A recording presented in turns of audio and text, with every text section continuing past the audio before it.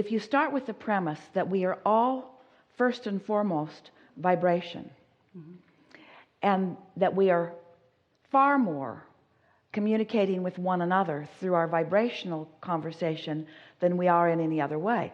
Our language is a byproduct of our vibration. Our attitude is a byproduct of our vibration.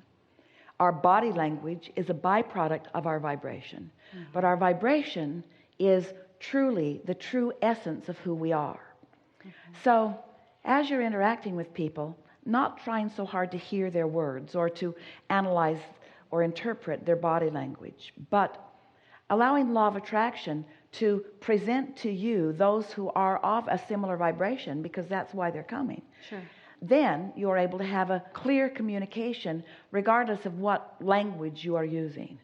In other words, you could all get along very well with one another, not even communicating with your words. There are enough ways that you can let each other know what you are wanting. And humans, when we even propose an idea like that, it feels to them like a sort of devolving. In other words, what? Get together with others and not use words? We're grunting and pointing at things again. We're doing charades with each other in order to communicate what we mean. Isn't language a better way? And we say language is a deceptive way. Because so many people say words they don't mean. And the universe does not hear what you say. The universe hears what you mean. And more of you are, we're talking about all of you. We're talking about the mass consciousness of you. You are hearing what you mean. Do you ever have a conversation with someone where they're saying one thing to you and you really know what they mean? Yes. And it's almost annoying that they won't even admit what they mean. They won't admit what they mean. Well, it's interesting that you're saying this. It is, isn't it? Of course. Because I love words. I love everything verbal. I love studying linguistics. I love all of it. I recognize that it is more about the vibration, all about the vibration and not the words.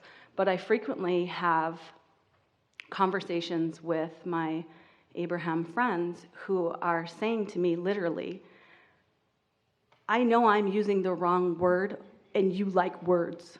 What's the word for this vibration I'm about to try to show you? And then I like sharing words with them.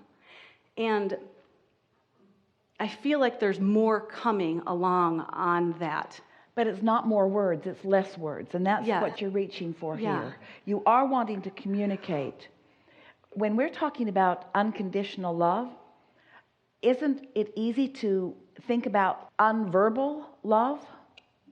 And isn't love really not verbal anyway? And don't you mess it up when you try to make an emotion verbal? And doesn't it begin to get misunderstood the more words you offer? Right, especially with the connotations of words. Exactly. The word God, ooh, what a loaded word that is. The word love, the word money. There are so many things that so many people have come to feel around words that may or may not mean what you mean when you use the word.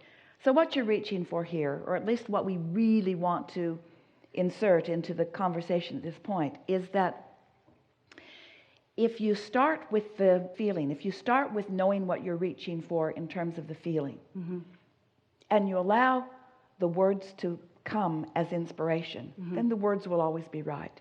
If you start with the words, wanting the words then to inspire the vibration, then that's going about it the hard way. And most people do that. They use words to try to incite, or they use words to try to inspire, or they use words to try to motivate. If you will let your point of attraction be the motivator or the inspirer, because your point of attraction is the summoner. And so if you can do something about creating deliberately your point of attraction so that the energy is flowing to you, whatever comes will be a vibrational match to who you are.